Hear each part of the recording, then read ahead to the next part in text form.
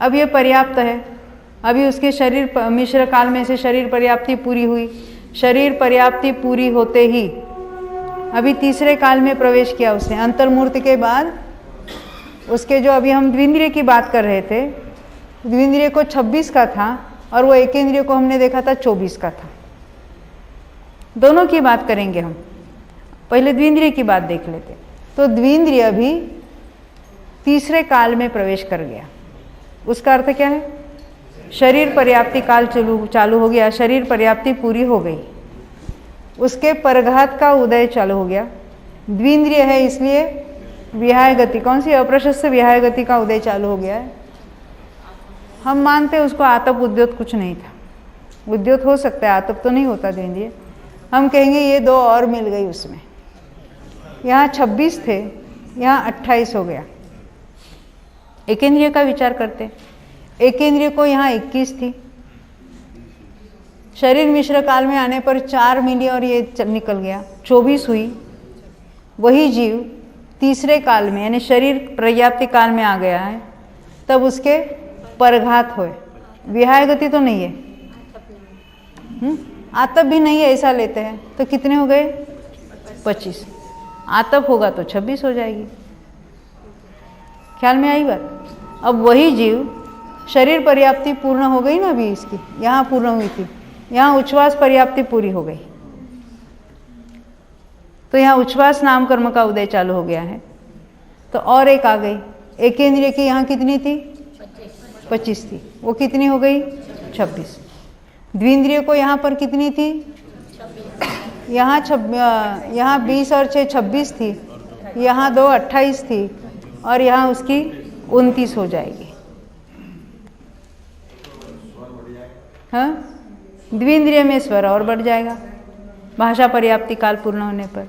तो 30 कर्म उसके आयु के अंत तक इनका उदय चलेगा। यही बात अभी हम पढ़ेंगे। अभी तो हमने पुस्तक में से नहीं पढ़ा है, क्रम से एक एक की बात पढ़ेंगे।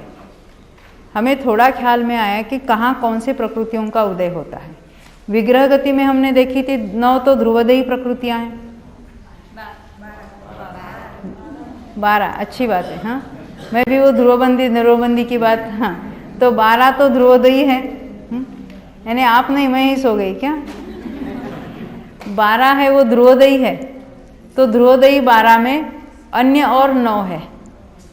कौन सी 9 है? गति है, जाति है, त्रसब आदर पर्याप्त है, फिर सुभग आदेय और यशकीर्ति जो कोई जोड़ी वाली वहाँ होगी वो यथायोग्य होगी, और आनुपूर्वी। पहली 12 और 9, आनुपूर्वी सहित 9 ली, तो 21 प्रकृति विग्रह गति में थी। अब शरीर मिश्र काल पहले शुरू हो गया, तो वहाँ एकेंद्रिय होगा तो 4 और आके मिलेगी। शरीर, संस्थान, प्रत्येक या साधारण और उपघात। त्रस होगा तो और इन एडिशन सहनन होगा, तो यानी मनुष्य तिर्यंच के लिए सहनन भी होगा और अंगोपांग। देवनारकी होगा तो सहनन और अंगोपांग नहीं होगा, तो देवनारकी के लिए अन्य हम हिसाब करेंगे, उसकी बात अलग अलग देखेंगे। एक साथ सबको देखेंगे तो कन्फ्यूजन होगा अपना। तो ये तो शरीर वहाँ मिश्र काल हुआ, तब ये और 6 आकर मिले। शरीर पर्याप्ति पूरी होने पर यानी तीसरे काल में त्रस होगा तो परघात और विहाय गति आए, और एकेंद्रिय होगा तो मात्र परघात का उदय होगा। अब एकेंद्रिय और या अन्य तिर्यंचों में यथा योग्य किसी के आतप या उद्योत का उदय भी कहाँ शुरू हो जाता है?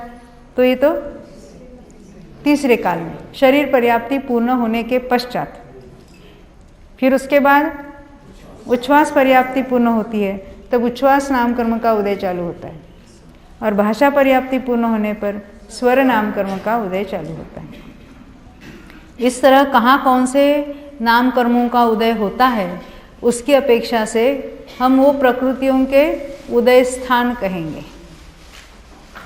ये उसके अलग अलग कालों में अलग अलग का ये होते हैं उदय स्थान। विग्रह गति वाला कितने का उदय स्थान है, शरीर मिश्र काल का कितना है, शरीर पर्याप्ति काल का कितना है, यानी देवों के उस काल में कितने होंगे, यानी हर एक को हम उस काल में घटित करेंगे। उसके बाद तो अभी हम शाम को देखेंगे। अभी तो हम यहीं रुकते हैं, अपना विषय यहीं समाप्त होता है।